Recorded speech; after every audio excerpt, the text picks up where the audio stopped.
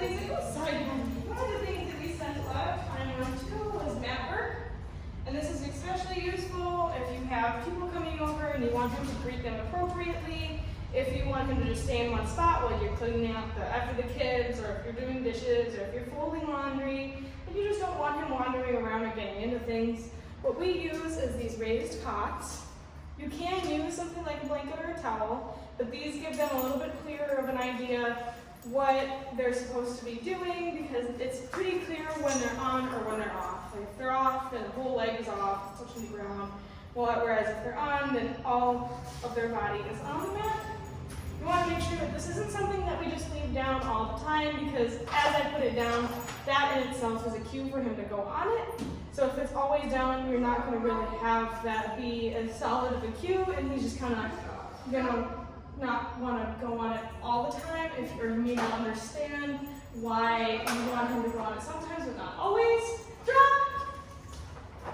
Can't go for a blanket. Alright, so I'm going to put this down, and he should hop right on. He loves the mat. It's good nap time. Then put him on there, and I'll give him some rewards. I always want to make sure that I'm treating low and slow. Everything about this activity should be relaxing for him, so we want to make sure that we're not giving him food in a fast manner that may amplify his energy. He doesn't have to be laying down or sitting or anything. He can just be standing on it or doing whatever. So long as he stays on, he's doing exactly what I want. I'm also not going to cue him to lay down or sit. If he does stand up, I'm just simply going to treat low and slow. And eventually he'll kind of get to that point on his own where he'd rather just lay down because it's easier to eat that way. So as he gets good at this, and as he's gotten good at this, I've lessened how much I'm rewarding him, and I'm now able to walk away, clean up a little bit. He actually, after a while, just falls asleep on there. He's a very good boy. I'm able to pick up things and move around, and I can do jumping jacks and throw things, climb hands, and he'll stay right there. He is a good boy.